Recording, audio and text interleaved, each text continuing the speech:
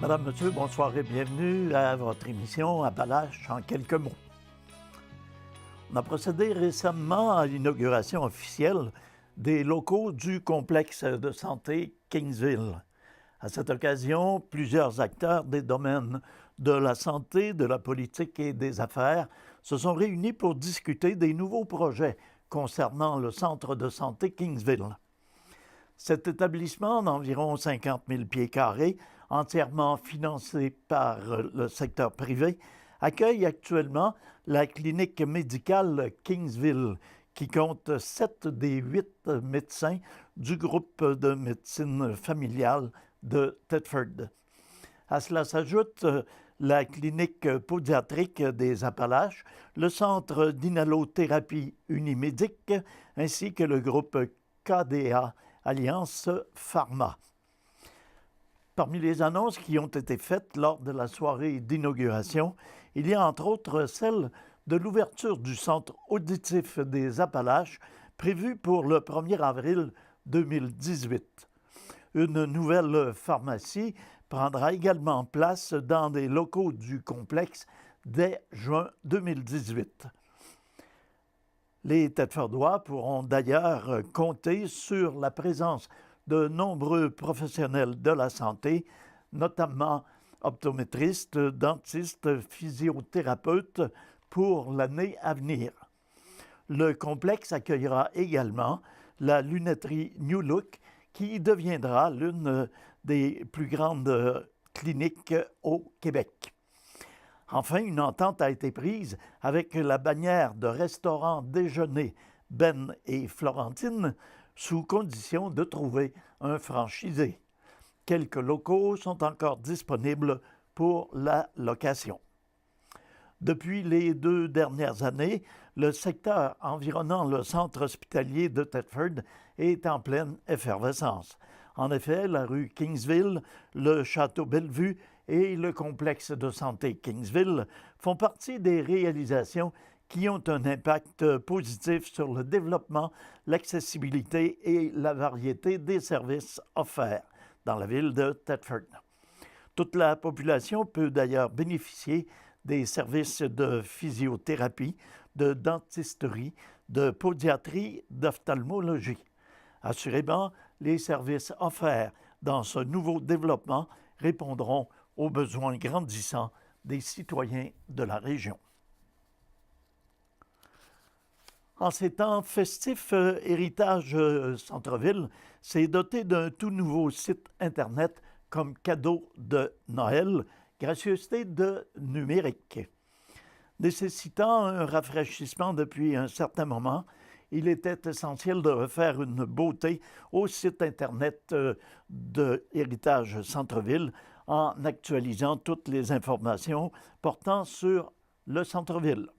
Cette nouvelle plateforme conviviale et au goût du jour indique maintenant tout ce qui s'y passe, soit les avantages de s'y établir, les opportunités de locaux immeubles, immeubles à vendre, immeubles à louer, événements festifs annuels, attraits à découvrir, comment devenir membre d'Héritage Centre-Ville, de même que la liste des membres de l'organisme.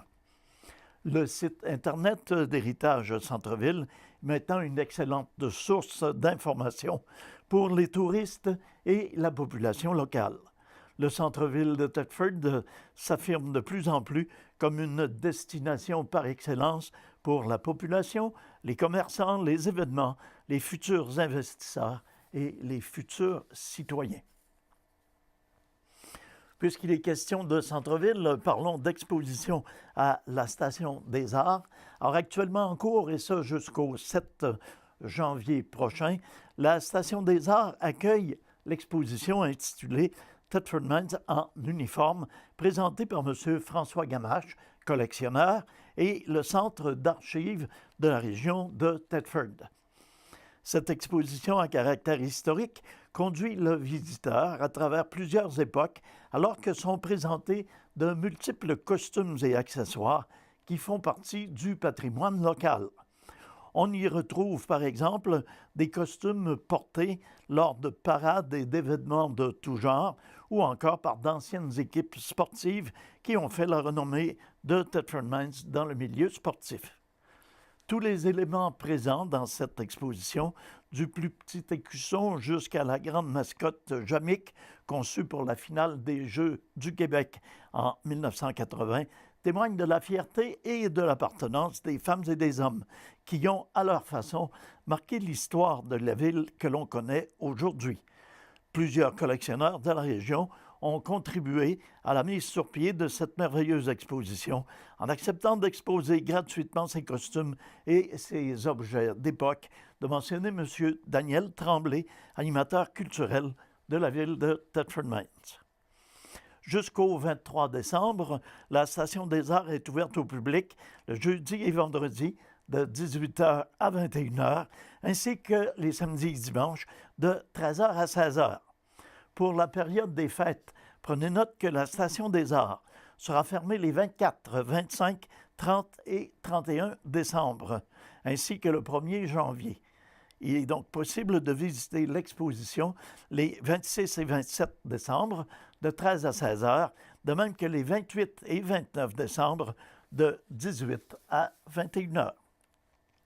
L'organisation des filons du Cégep de Thetford vient tout juste de signer un contrat avec l'entraîneur-chef actuel de l'équipe masculine de basketball, M. Étienne Jacquet.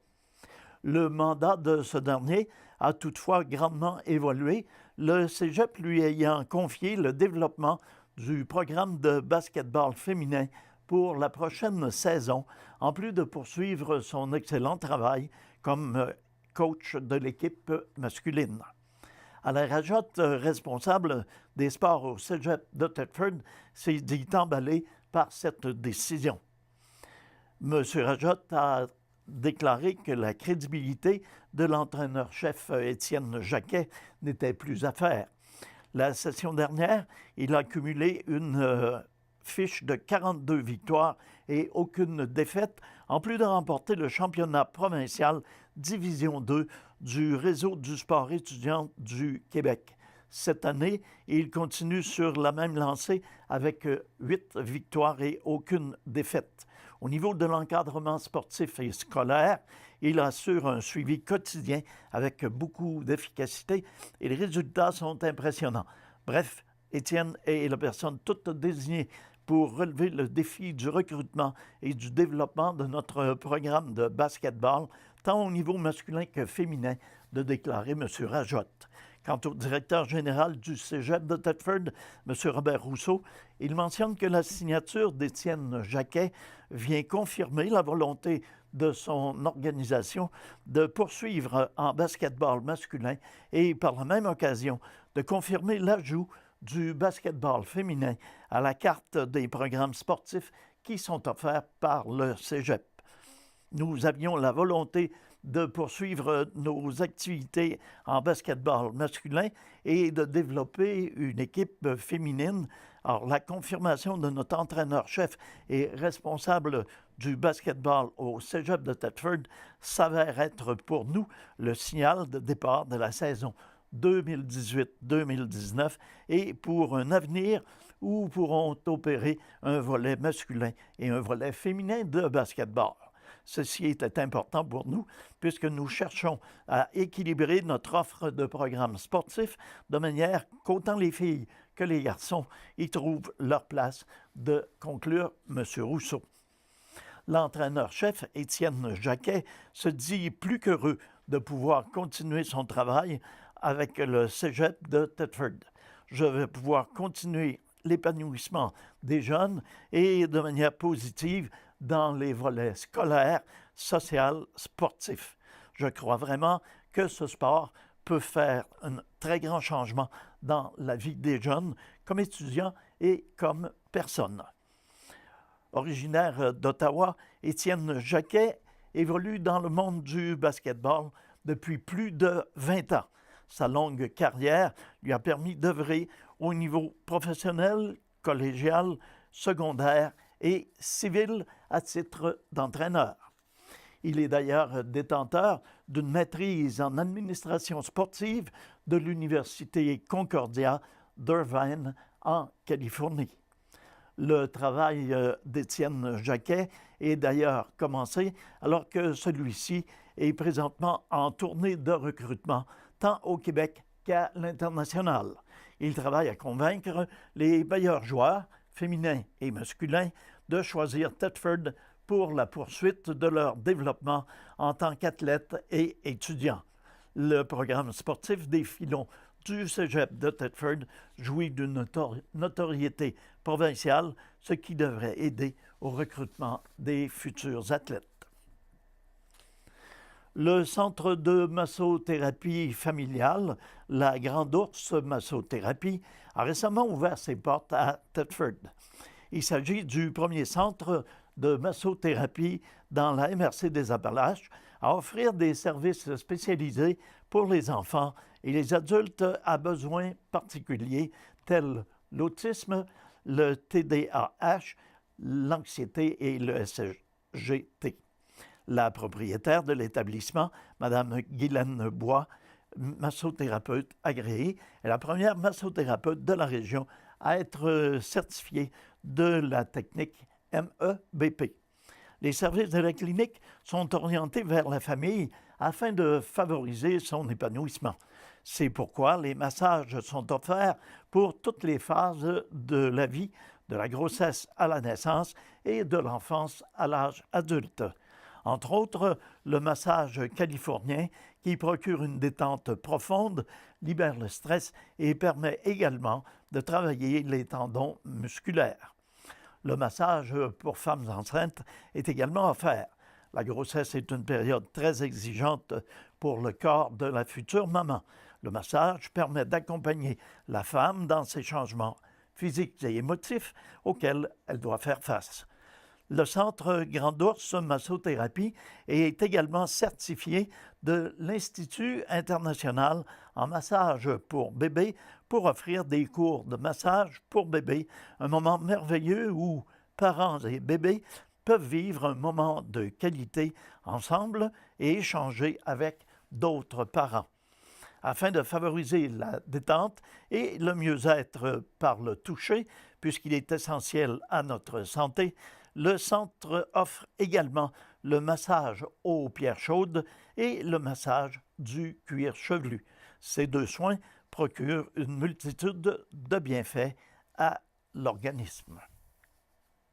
La Fédération des chambres de commerce du Québec et la Chambre de commerce et d'industrie de Thetford prévoient dans le lancement de la stratégie gouvernementale pour assurer l'occupation et la vitalité des territoires 2018-2022, présentée par le ministre des Affaires municipales et de l'occupation du territoire, M. Martin Coiteux, un renforcement de la capacité des acteurs locaux d'assurer l'attractivité et le dynamisme économique de toutes les régions du Québec.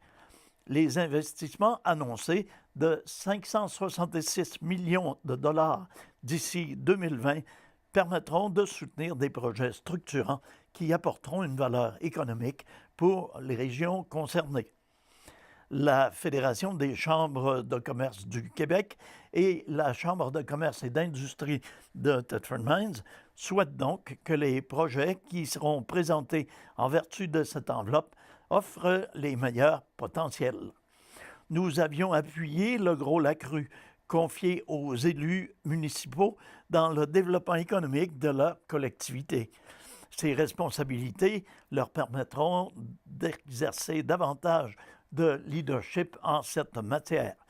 Cette stratégie vient rapprocher l'ensemble des intervenants régionaux, dont la communauté d'affaires, de la prise de décision, affirme M. Stéphane Forget, président-directeur général de la Fédération, et Lucie Rouleau, présidente de la Chambre de commerce et d'industrie de Thetford Mines. La Fédération et la Chambre de commerce et d'industrie de Thetford Mines constatent que les priorités ciblées dans les plans régionaux présentés dans la stratégie rejoignent celles des communautés d'affaires, notamment l'importance de préparer la relève entrepreneuriale et d'attirer de la main-d'œuvre qualifiée en région. l'importance de stimuler les investissements privés, en plus de doter les régions d'infrastructures numériques et de transports accessibles et efficaces, sont des conditions essentielles au succès des régions. Cette communauté d'intérêts permettra une collaboration fructueuse entre tous les acteurs. Toutefois, pour la Fédération des chambres de commerce du Québec et la Chambre de commerce d'industrie et de commerce de Thetford Mines, ces priorités doivent être en cohérence avec les stratégies gouvernementales et ne doivent pas favoriser une compétition injuste entre les régions.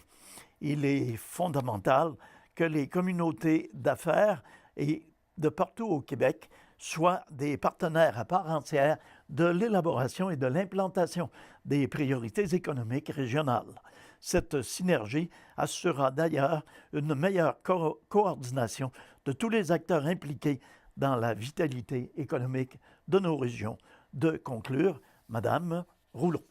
Mentionnons que la Chambre de commerce et d'industrie de Thetford Mines est un réseau de gens d'affaires de près de 400 entreprises provenant de différentes sphères d'activité économique et la Fédération, quant à elle, compte quelques 140 chambres de commerce, réunit 1100 membres corporatifs et représente plus de 50 000 entreprises exerçant leurs activités dans tous les secteurs de l'économie et sur l'ensemble du territoire québécois. Alors voilà, c'est ce qui met un terme à notre Appalache en quelques mots écourtés pour cette fin de saison. Alors, je profite de l'occasion pour vous offrir un joyeux Noël, une bonne année, un excellent temps des fêtes. Revenez-nous en forme, en pleine santé, début janvier, pour un autre Appalache en quelques mots.